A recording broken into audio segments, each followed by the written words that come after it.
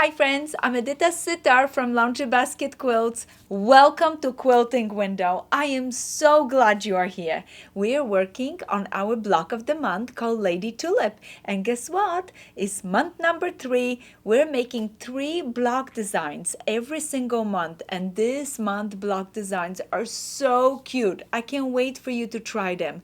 If you're just joining us in and you're not signed up for the block of the month, you can still do it. You can just get a pattern called Lady Tulip, grab a bundle of fabric, either fat quarter or half yards, wherever you can get in Lady Tulip fabrics, grab some fabrics from your stash and join us in. Have some fun. This is so exciting. Everyone that is doing the block of the month, it's receiving the blocks right now. And this month we have our a regular option as well as our pre-cut option. And you know me, I'm going to be using that pre-cut option. Is so easy. You just open a little package. Let me show you. You open your package and every block is packaged all individual. So this is, for example, block 8, and this month we're working on block 7, 8, and 9. So they're all right here in a cute little package. I have mine already open. I picked up the block 7 as my first block to do it with you guys. And guess what? The block 7, we're gonna be practicing some flying geese units. You have a quarter square triangle that it's large, and you have 2 half square triangles in green. They are smaller, and this is how we're gonna make a flying geese unit by just taking those 2 pieces, placing right sides together right here, stitching it. And I love using my pin to hold everything in place for me, and I usually pin it right here in the middle because this is such a small distance. A middle pin is just enough. And notice it, I'm gonna show you. Look at how I match perfectly here, and this a point, it overlaps a little bit further down. I start stitching straight down. As soon as I finish, look what happened. I have my first triangle sewn right down. I'm gonna go ahead and now flip the seam right open. I'm gonna push it right open right here, and now it's time for my second one right there. I place it right sides together, stitch it, and again follow the arrows for your pressing, so that way you have a beautiful block. And notice the first one went towards the flying geese, and this seam right here, I can open it up and I can either push towards this triangle or towards the flying geese. And look at those blocks. In no time you're gonna have flying geese units like this. All the seams are pushed, and I chose to push this seam towards the flying geese and this one in opposite directions because I want to see that X marks the spot, and I'm not worried about stitching in a ditch because I'm gonna do edge to edge quilting from my block. And this is how I determine how I press my seams. Depends how I'm going to quilt. Now once you finish your first unit of flying geese, you're gonna go ahead and trim it to the exact size, so that way you get rid of those bunny ears.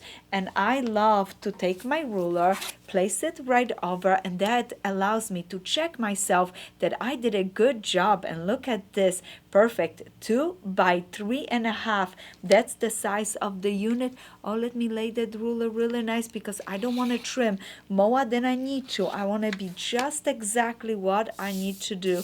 I'm gonna push those little scraps to the side, place my ruler again, and I'm matching right here beautifully. Everything lines up. Oh, this is gonna be such a nice flying geese unit. Not much trimming, look at just the tiny little slivers. But I have to tell you, the day I learned to trim my units after I finished them, my quilting just went to another level. It just really looked good, and it's so much easier to work with pieces where you don't have some bunny ears like I have it right here, because later on we're gonna be sewing them into beautiful rows.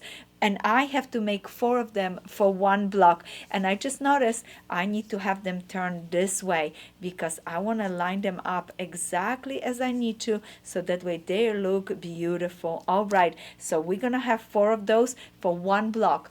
We're making 3 blocks, so 3 times 4 is 12. You're gonna make 12 total. 4 for one block, 12 for 3 blocks. All right, let's push them to the side because we're not ready yet to sew our block. We have to now make flying geese units with this option of a quarter square triangle in a beautiful pink with flowers, and I have a light background for the accent. And again, what I'm going to do is I'm going to sew light triangle with the pink triangle, right sides together, place them right sides together, sew it, flip it open, and look at this. I already have one that I sewed it. I'm now gonna flip it open, push my seam allowance towards this triangle, then place another one on this side right here, stitch, and I can keep going like this, making flying geeses now forever and ever. Spread your wings and fly with those flying geeses. Look at this beautiful one, and you again gonna repeat, so you have 4 of them. And of course, before you lay them out, you're gonna take a ruler, trim them. Remember, 2 by 3.5, that was the size. And again, let me point them the right way because I don't want to fly my geeses the wrong way. We need 4 of those and 4 of those. We're gonna sew them into 2 rows. Sew rows together, and look what happened when you sew your rows together. You have your block 7. Finish it up, and now I'm gonna flip it from the back. I push my seam allowance towards one direction on the back, and it is just beautiful. I'm gonna repeat this process 2 more times because I need 3 block 7, so total 3 blocks for block 7. Fun and easy. So what did you learn from this block? That you going from now on do trimming. When you finish a unit, you trim. When you finish a row, you trim. Every time you trim, you building a beautiful block, and you know you starting from a really good place. And speaking of starting for a good place, the next block has a lot of nice pieces, but no worries. Again, we're gonna break them down to units, and we're gonna start with this simple unit of 2 rectangles. And this is block number 8. We're gonna make a block number 8 now. Are we moving along? We're gonna start with the light rectangle, dark one. We're gonna place them right sides together, just like this, stitch. As soon as I finish, I'm going to go ahead and open it up, and this time I know for sure only one way to press my seam, towards the dark. I want to press it towards the dark. I want to hide that seam behind the dark fabric. You're gonna repeat that 4 times because you're going to need 4 of those. So I have 4 of those right here, and notice I also gonna need a center square. I'm gonna place them to the side, and I'm gonna work on my next unit, what it's my corner unit. I have to make units like this.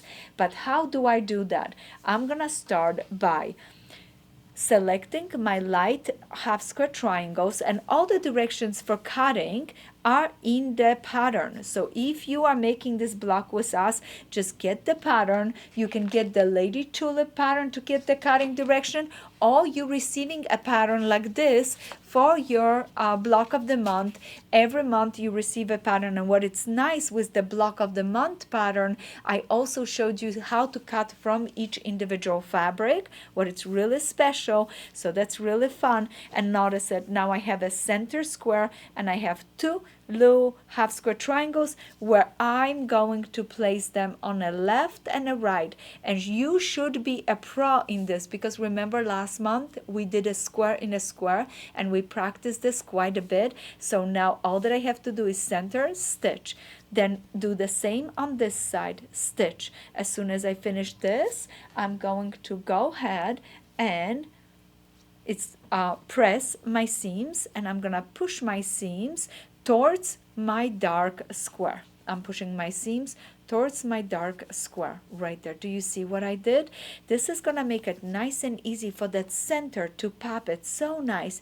Then I'm gonna go ahead and place my triangle, sew and sew, flip it open to create this cute little unit right here. Look at that. As soon as you finish, you're going to go ahead and square it out and trim it. Remember, this is what we're learning. Every time you finish unit, you're gonna square things up, and you're gonna repeat it to have 4 of them because you need one for each corner of your block. Now we can beautifully lined up our block right there. And I love to thank you so much for all your patience with me. You know, English is my second language, and I'm trying all the best to explain to you and communicate with you. And if sometimes I misspoke or say something not the right way, look at it's just like a piece. You turn around and you fix it, and I always try to do it. So please be patient with me. I love to share quilting with you, and I love to teach you how I make things. Right there, we have 3 beautiful rows lined up. This is gonna be row 1 in our block.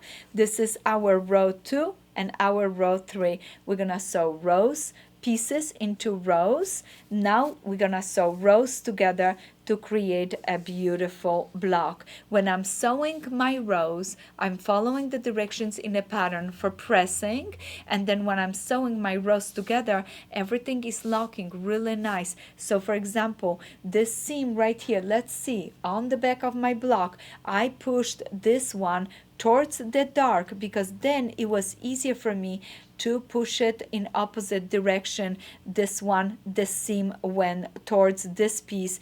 Here the seam went in opposite. So really nice from the back and from the front. As soon as you finish your rows, you're gonna sew it together for a beautiful, beautiful block. So pay attention, and when you're pressing to lock the seams, follow the pattern. And I love for you to have a nice blocks like this. Repeat it 2 more times because you need 3 block 8. So we did block 7, now we did block 8, and we are flying through it just like our flying geese. And guess what? The last block, it is just as cute, as beautiful. Look at this, super fun and simple. I love this block. It's so pretty, and I wanted to showcase this beautiful pink fabric that we have a lovely square of it right for the center right here of our block. But we're gonna start with half square triangle units. You take 2 half square triangles, you place them right sides together, you stitch it, and I love to do chain sewing. You need 4 half square triangle for 1 block. So again, 3 times 4 is 12. You're gonna make 12 of them, and it's kind of nice because when you're repeating things, you're learning so much over and over to create a really nice blocks. Now I'm gonna go ahead, press it open, push my seam allowance towards the pink, press it really nice with an iron, and I'm gonna go ahead and now start laying my blocks. And as soon as you, of course, press it open, don't forget what you're gonna do. Trim it. You're gonna trim it. You're gonna check that this is 2.5 by 2.5, and if it is, you are good to go. Trim those bunny ears, and now you can go ahead and line up a beautiful block like this. I have a little bit trimming to do, but I'm gonna move on and just show you how I lined up my pieces. And next step, I'm gonna sew this into 1 row, then I'm gonna sew those 2 triangles together and then sew it to my square right here. Do you see? Now I'm gonna add this row to this, and everything is gonna be beautiful, and you're gonna have a perfect block. Let me show you from the back. Push your seam allowance as indicated in the pattern, and everything would work really, really nice. And I am super excited for you. This is getting to be just beautiful. Remember, repeat this block 2 more times because you need a total of 3 block 9. Now, thank you so much for stopping. This is month number 3. We are 1/3 away from having towards our quilt. So we have 6 more months of this wonderful program. And I am so thankful that you're doing it with me with this beautiful fabric called Lady Tulip. If you're interested in this project or wanted to visit our website, please just go to laundrybasketquilts.com. Don't forget to give us thumbs up, and thank you so much for joining us for our block of the month. Happy quilting, and I look forward to see you next month.